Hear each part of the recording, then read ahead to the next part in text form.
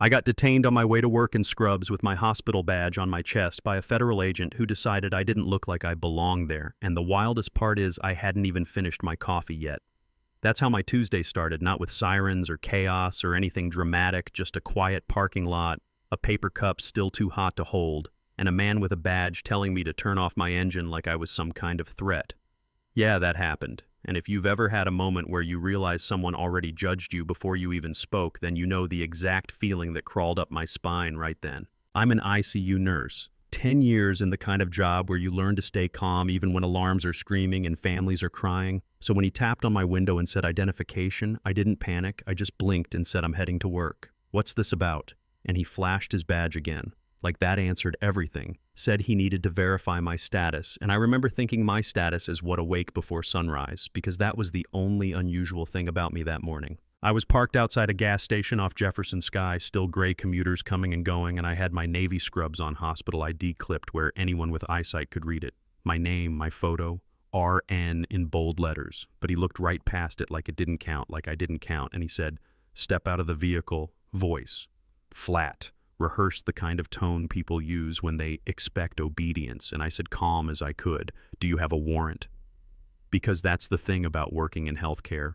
You learn protocols, you learn rights, you learn that procedure matters. And he didn't answer, just repeated the order, "Step out." And that's when the air shifted.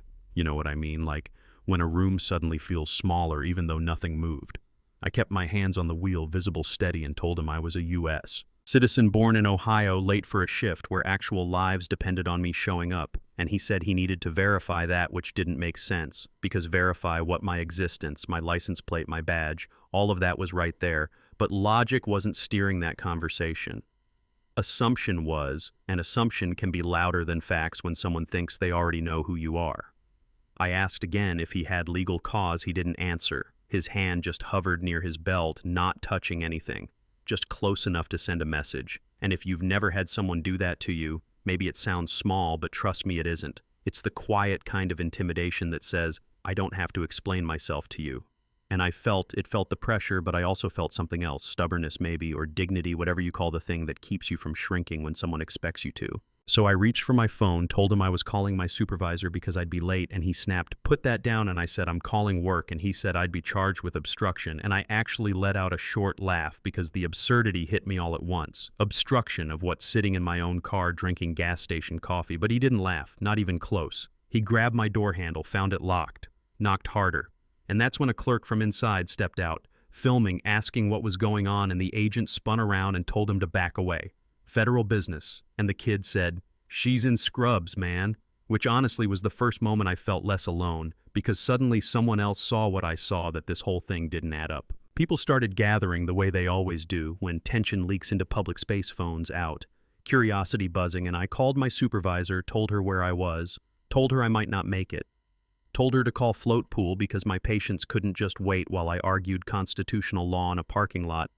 And when I hung up, I told him my hospital knew what was happening, and he didn't like that you could see it in his jaw, the way it tightened, like control was slipping, and he wasn't used to that.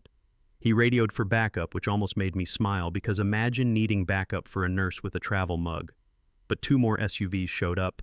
Anyway, 2 more agents stepped out, and one of them glanced at my badge and hesitated just for a second. But I saw it, that flicker of doubt, like she was thinking, why are we here? And before she could say anything, he told them I was refusing a lawful order, and I leaned toward the window and said, "Ask him what law," and nobody answered. Then things took a turn. I didn't expect. A security car from the hospital pulled in right behind it. A woman in a suit walking fast like she owned the ground. She stepped on our legal counsel, and she didn't waste time with small talk.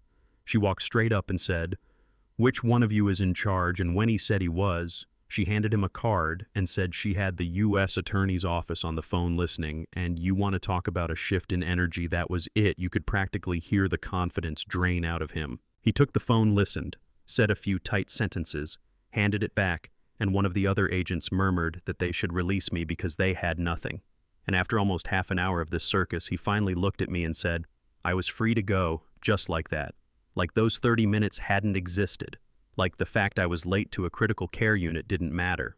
And I remember asking, that's it, because I needed him to hear it out loud, needed someone to acknowledge what just happened, wasn't normal, but he just said I wasn't being charged. so I asked for their names and badge numbers, and our lawyer was already writing them down before he could even nod. I drove off with my hands shaking, adrenaline fading, clock ticking louder than the engine, and when I got to the hospital, the unit looked exactly how I feared it would. Nurses stretched thin monitors, chiming, one family pacing because nobody had updated them yet. Medications running behind the kind of controlled chaos that happens when staffing is off by even one person, and that's the thing people don't think about when you delay a healthcare worker. You're not just delaying them, you're delaying care for real people, and I felt that weight all shift back onto my shoulders the second I stepped inside. I worked my shift like I always do, steady voice, steady hands, because patients don't deserve your bad day, but inside something had cracked, not broken exactly, just changed shape. And 2 weeks later I filed a lawsuit, not because I wanted headlines, not because I wanted money, but because what happened shouldn't be normal, and the only way to prove that sometimes is to make it official. Turns out the agent had a record dozens of stops, most of them people who were perfectly legal citizens, complaints in his file, supervisors telling him he needed better cause before detaining people, and yet, there he was blocking my car over nothing but a hunch. And when lawyers asked him what about me looked suspicious, he said, training and experience. And when they asked what that meant, he couldn't say, just silence filling the room, the kind that speaks louder than words. They asked if he saw my badge, he said yes. They asked if he considered it proof I worked at a hospital, he said it could be fake. They asked how many nurses and scrubs he'd stopped before, he said he didn't recall. They asked how many were actually undocumented. He said none that he knew of. And that right there was the moment everything shifted from misunderstanding to pattern, because once something's a pattern, it's not an accident anymore. The hospital documented the fallout from that morning: delayed meds, overtime, costs, complaints, measurable impact, not feelings, facts. And by winter, the case settled, quiet agreement, 7 figures, mandatory retraining for him, short suspension. And yes, he kept his job, which surprised some people but not me, because systems don't change overnight. They inch forward, slow and stubborn. I kept mine too still in the ICU, still showing up before sunrise, still doing the work though. I take a different route now, and I don't stop at that gas station anymore. Not because I'm scared exactly, just because some places remember things even when you'd rather forget. I used part of the settlement to start a legal support fund for healthcare workers who get stopped or harassed on their way to work. Didn't announce, it didn't make a speech, just set it up quietly, and went back to my patients because that's where I'm needed most. What sticks with me isn't the money or the headlines, it's how ordinary it all was. No chase, no danger, no crime. Just a woman in scrubs sitting in her car and someone deciding that wasn't enough proof she belonged. And if that can happen, once it can happen again, maybe to someone without a lawyer on speed dial, maybe to someone who doesn't know their rights, maybe to someone who won't fight back. So here's what I keep wondering, and I want you to think about it too. When authority stops someone without cause and then just says you're free to go after wasting their time, risking their job, shaking their sense of safety, is that enough? Or should there be real consequences when power crosses the line? Because stories like mine don't really end, they just get told. And if you've ever seen something like this yourself or lived through it, I want to hear it. Drop your thoughts, your experiences, your perspective in the comments. Tell me if you think what happened was justified or out of line. Because the only way anything changes is when people start talking.